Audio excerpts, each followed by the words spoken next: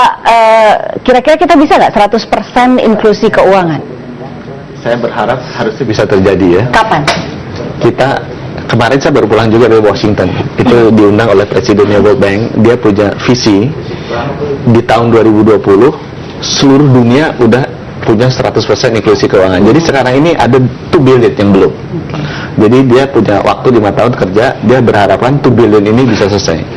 Nah kebetulan karena saya aktif di topik ini, saya ikut datang ke sana dan diminta komitmennya. Jadi Mandiri kita sampai 2020 kita berharap bisa 50 juta additional yang 50 juta. Sementara data OJK 78% masyarakat Indonesia masih belum melek keuangan. Betul. Pak, ini kira-kira bisa kekejar nggak nih? Jadi kita at least kontribusi 50 juta lah dari 240 juta. Kita harapkan kan yang lain juga. Jadi saya kasih contoh itu tadi, telecommunication inclusion kan dilakukan oleh 3 perusahaan telco kan, Indosat, Excelcomindo sama Telkomsel. Kita yakin nggak bisa sendiri Mandiri, harus dengan mitra-mitra kita yang lain.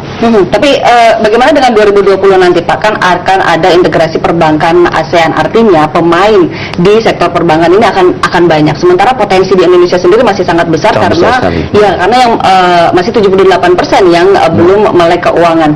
Apa yang harus dilakukan oleh perbankan kita agar bisa berdaulat di negeri sendiri? Itu sebabnya kita harus kuasai dulu sebelum mereka datang. Itu sebabnya kita memang mau buka cabang lebih banyak lagi, mau investasi di teknologi sehingga kita bisa meraih kota-kota, daerah-daerah yang tidak ada cabangnya. Saya sebagai contoh aja, produk kayak mobile phone, rokok, food and beverage, Indomie yang bisa sampai ke lebih dari 200 juta rakyat Indonesia, itu butuh antara 300.000 sampai 400.000 warung, outlet, toko. Seluruh perbankan paling cabangnya 10.000. Itu sebabnya gimana kita nggak bisa penetrasi 200 juta rakyat Indonesia. Jadi mau dibikin sebanyak warung rokok. Jadi either kita buka cabang 300.000 which is sangat mahal, atau kita menggunakan warung itulah yang sekarang baru disetujui oleh OJK dan BI, layanan keuangan digital atau Laku Pandai. Kita bisa menggunakan warung, selain dia jual Pepsodent, jual sabun, bisa juga jual jasa keuangan. Oke, itu jadi salah satu caranya agar kita bisa berdaulat di negeri sendiri. Tapi kita juga kan tentu saja ingin ekspansi ke luar negeri. Dari Bank Mandiri sendiri bagaimana upayanya untuk ekspansi? Kita realitas ya, antara keinginan dengan realitas. Ya keinginan mau kita ekspansi ke luar negeri, tapi kita juga sadar itu tadi 40% ekonomi ASEAN di Indonesia, 40% dari penduduk ASEAN di Indonesia. Indonesia penetrasi keuangannya sangat rendah, artinya potensinya sangat tinggi. Profitability perbankan paling bagus di ASEAN di Indonesia. Jadi logikanya kalau kita punya uang, mendingan kita besarin di Indonesia dulu. Karena perbankan itu kan untuk ekspansi butuh modal. Saya ngapain saya kasih modal saya di Singapura untuk kasih kredit ke orang Singapura, mendingan saya kasih kredit ke orang Indonesia karena justru Indonesia yang paling butuh. Jadi nggak mau buka di Singapura nih? Jadi mau, tapi kita nggak akan se-ekspansif yang kita lakukan di Indonesia. Oke, negara-negara yang jadi tujuan dari Bank Mandiri untuk ekspansi apa? Kita jelas ambil Singapura karena itu financial hub. Jadi kita harus dapat presence yang cukup dan kita berusaha mudah-mudahan pemerintah Singapura nanti akan menyetujui cabangnya kita secara penuh bisa operasi sana. Kita melihat Cina akan jadi raksasa. Jadi kita harus memang memperbesar presence-nya kita di Cina. Kita udah ada di Hong Kong, kita udah ada di Shanghai, dan sekarang udah untung cabang kita di sana, kita mau meningkatkan statusnya. Ya. Saya rasa ada daerah-daerah berkembang lainnya seperti Vietnam yang punya potensi besar, Myanmar yang punya potensi besar, dan kalau Thailand politiknya juga udah membaik, harusnya itu juga potensi besar. Oke, baik Pak. Dengan adanya WEF East Asia yang kemarin ini, what next? Gitu. Berikutnya apa yang bisa kita tindak lanjuti?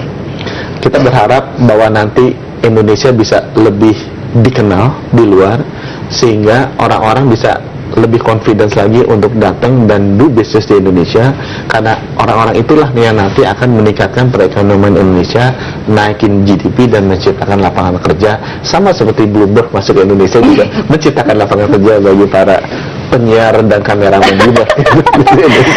Tapi kan masalah trust tadi nih Pak nih, bagaimana kita meningkatkan kepercayaan di tengah perlambatan ekonomi yang terjadi di Indonesia saat ini?